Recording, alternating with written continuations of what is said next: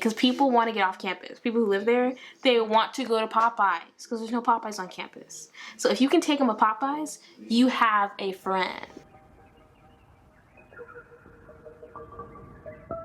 There are so many good reasons to live on campus when you go to college. And at the same time, there are a lot of reasons you shouldn't. And there are a lot of benefits of being a commuter.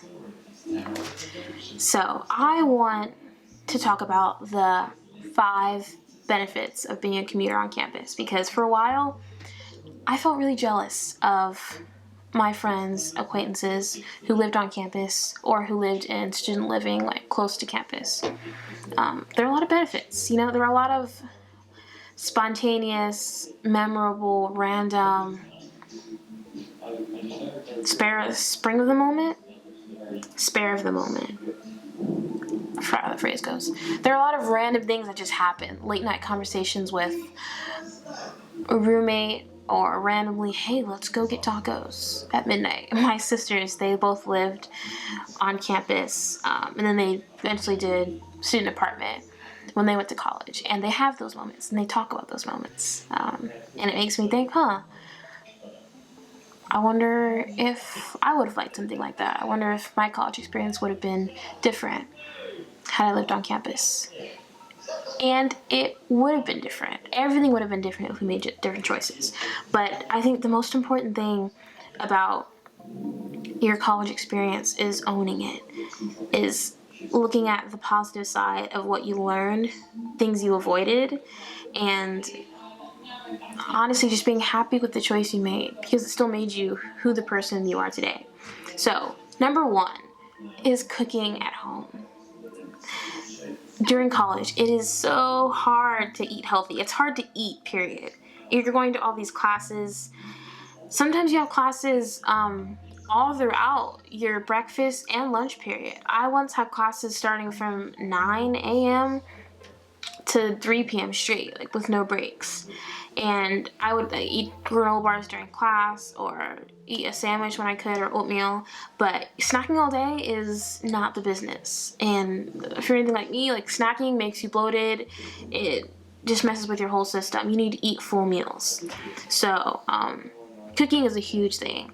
Or if you live in an apartment, it's like you can cook at home, but there's a lot of obstacles. Maybe your roommate is really messy and you don't want to use the kitchen because it's disgusting, and you don't want to talk about it because they don't deal with conflict well, so you know if you even mention it, they're going to go off on you. Things like that. Number 2, you have an escape. Something one of my mentors told me when I first went to college. They said, stay on campus as long as possible. So like, you're living with your parents off campus? Okay. Stay on campus as long as possible every day. Because they wanted me to get those experiences. They didn't want me to be a student who just goes to class and goes home. And I think, honestly, I don't think any student should be that way. You miss out on the critical part about college, which is like meeting people.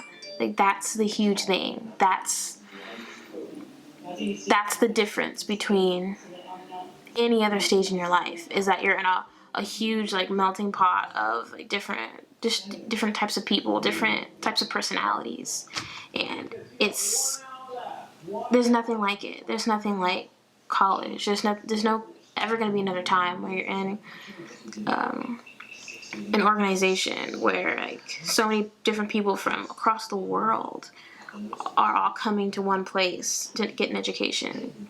There's nothing like it. Number 3 is you get an opportunity to learn how to set boundaries early. What I realized is a pattern just from listening to my sisters talk about their college experience is that it gets really easy to just be there with other people. You're all just there. I think when you have a car, you have accountability partners called parents and siblings who are like, where are you? Like, it's 12:30. You're always home, like, in bed by like 10. And I'm just like, oh, I'm just out. And they're like, okay, what are you doing? And you just like, what am I doing? I'm not doing anything. I'm coming home. And you just call her, I'm coming home. I don't need to be out, you know? So I think that's a huge plus, is that you learn, like, I don't need to be just idly hanging out with people. Because, like, you need that time to pour into your future. Maybe you're supposed to have a YouTube channel, but you don't know because you're just there with people. Like, with no purpose. No, we're not doing anything. We're just there. So, number 4, if you have a car, you have a friend. I cannot tell you how many friends I made just because I had a car. There was this girl, we had totally opposite beliefs, opposite personalities. She was super, like, outgoing, likable, funny. Everyone liked her. She's a good person to be around. So we were friends, and I liked hanging out with her because she made me laugh, and she was cool. She's easy to get along with.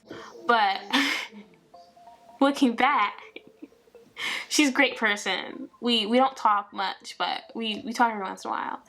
And I was like, were we great friends? Or did I just have a car? Like, I still think about that a lot. Like, oh, we went to this one place. Oh, and then she didn't have a ride, so we carpooled, and that's how we bonded. Or we went to that one place and I drove again. And I'm just thinking, like, I wonder if we would have had any of those moments had I not been the one, like, who had a car, who's had access, you know, I had resources. So that's another good part. I think if you're a commuter, you obviously have a car because you're driving to campus, so you can make so many friends just being, because people want to get off campus. People who live there, they want to go to Popeyes because there's no Popeyes on campus. So if you can take them to Popeyes, you have a friend. They will get in the car with you just to get some food, and you can use that to your advantage. Speaking from experience. So the 5th thing is you have parents and siblings at home that can give you advice. You have a support system that can talk to you. I don't want to be ignorant to the people who don't have stable or even living parents if you do live, like, at home. But when you are living with whoever you call family in your community campus, you have a support system. You have people that can help you just with life. And you have older people that may not have done it before, but they know what things matter in the scheme of things, and they can tell you, this will be the furthest thing from your mind in like 3 years. So don't worry about it. This too shall pass. You'll get through it. But if you are not able to do that, if you're in a situation such as mine and it's the best option for you to stay at home, there are so many good things, and you can still have a very enriching, wonderful college experience.